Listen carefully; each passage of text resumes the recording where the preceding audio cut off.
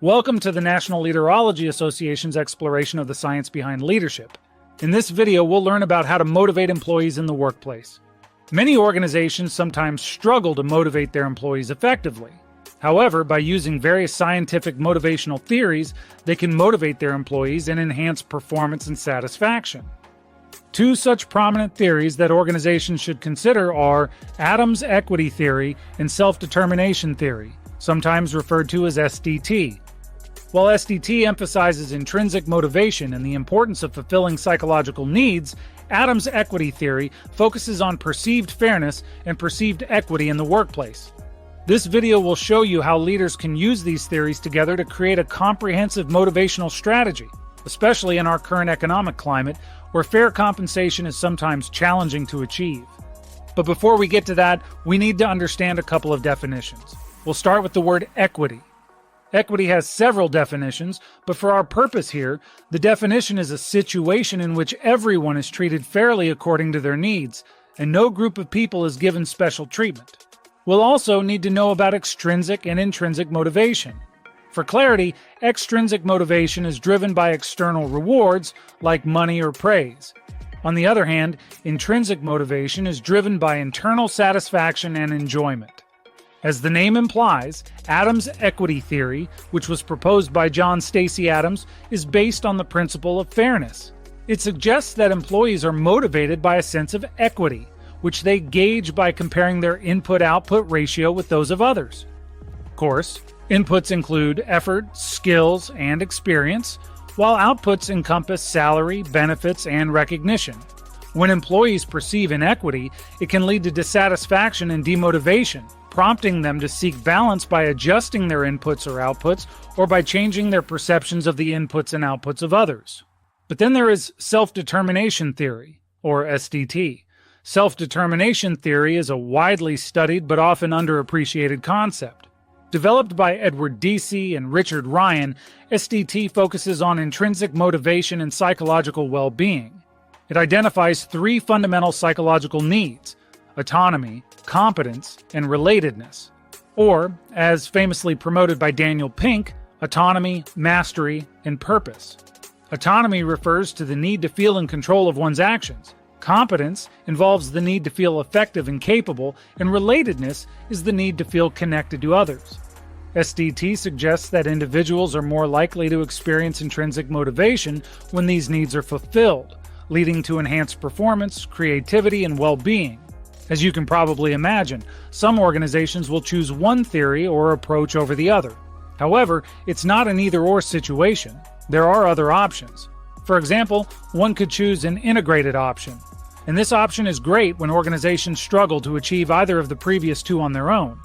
And while seemingly opposed in some ways, the truth is that the two have a few complementary strengths.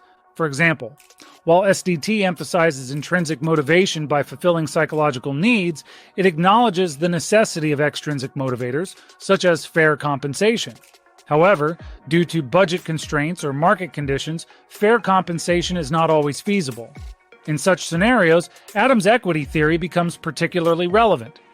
By ensuring perceived equity, organizations can mitigate feelings of unfairness and dissatisfaction, thus complementing the intrinsic motivational strategies of SDT. Of course, ensuring fair compensation is the foundation. Organizations should always strive to offer competitive and transparent pay structures. While perfect equity may not always be achievable, fair compensation helps remove pay as a primary concern, allowing employees to focus on intrinsic motivators and organizational goals. And this aligns well with SDT's emphasis on removing barriers to intrinsic motivation. Once basic financial concerns are addressed, organizations can focus on fulfilling the psychological needs outlined by SDT. First, providing autonomy involves giving employees the freedom to make choices in their work, which encourages innovation and ownership. When employees have control over their tasks and decisions, they are more likely to feel motivated and engaged. Second, fostering competence requires offering opportunities for skill development and acknowledging accomplishments. By helping employees build their skills and recognizing their achievements, organizations can enhance their sense of efficacy and motivation. And third, promoting relatedness means creating a collaborative and supportive work environment where employees feel connected to their colleagues and the organization's vision. This creates a strong sense of belonging and purpose, which can improve morale and motivation, making employees feel valued and supported. Of course, in situations where financial compensation cannot meet all employees' expectations, addressing perceived inequities becomes crucial. Transparent communication about the rationale behind compensation decisions and the organization's efforts to ensure fairness is essential. When employees understand the reasons for their pay and see that the organization is making an effort to be fair, they are more likely to feel satisfied. Non-monetary rewards can, and usually do, play a significant role. For example, recognition programs, career development opportunities, and flexible working conditions are all effective alternatives to monetary compensation. And these rewards typically enhance motivation and satisfaction without increasing financial strain on the organization. And finally, implementing feedback mechanisms is vital for addressing perceived inequities. And this is to say that allowing employees to voice their concerns and perceptions of inequity helps the organization address issues proactively. By listening to employees and making necessary adjustments, organizations can maintain a motivated and satisfied workforce. Consider a nonprofit organization where budget constraints limit salary increases. So instead of destroying their bottom line in an effort to maintain motivation, the organization chooses to apply SDT by empowering employees with autonomy in their roles. For example, employees might be given more control over their projects and decisions, which can increase their sense of ownership and motivation. Additionally, this organization might offer training and professional development opportunities to enhance competence. By providing resources for employees to improve their skills and advance their careers, the organization can help them feel more capable and motivated. At the same time, the organization increases employee loyalty and perceptions of value and importance in that role.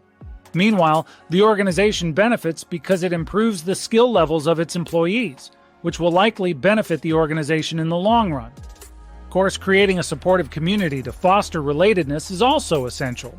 Building a work environment where employees feel connected and supported can improve morale and motivation, making employees feel valued and part of a team. Of course, that team should be chasing a clear vision or success destination, which also fosters intrinsic motivation if the organization has done a good enough job of conveying that vision. Simultaneously, the organization can use equity theory to maintain transparent communication about financial limitations. For example, explaining the reasons for budget constraints and the steps taken to ensure fairness can help employees understand the situation and feel more satisfied. After all, employees who are truly part of the team just want to understand what the team's up against. Of course, when they're uninformed, they typically feel like outsiders and are less loyal as a result. Furthermore, recognizing and rewarding efforts through non-monetary means, such as public acknowledgement and additional responsibilities, can also help address perceived inequities. By highlighting employees' contributions and providing opportunities for growth, the organization can absolutely maintain motivation and satisfaction. Of course, soliciting and acting on employee feedback to address perceived inequities is also crucial, and it needs to be genuine. Implementing systems for employees to voice their concerns and perceptions of inequity allows the organization to address issues proactively, maintaining a motivated and satisfied workforce. So yes, integrating Adams' equity theory and self-determination theory provides us with a powerful framework for motivating employees, especially in environments where fair financial compensation is challenging. By ensuring basic fairness through equitable practices and focusing on intrinsic motivational factors, organizational leaders can create a balanced and motivating workplace. And this dual approach effectively enhances employee satisfaction and performance and fosters a resilient and committed workforce. If you would like to learn more about the science of leadership, please visit our website at nlainfo.org. Thanks for watching.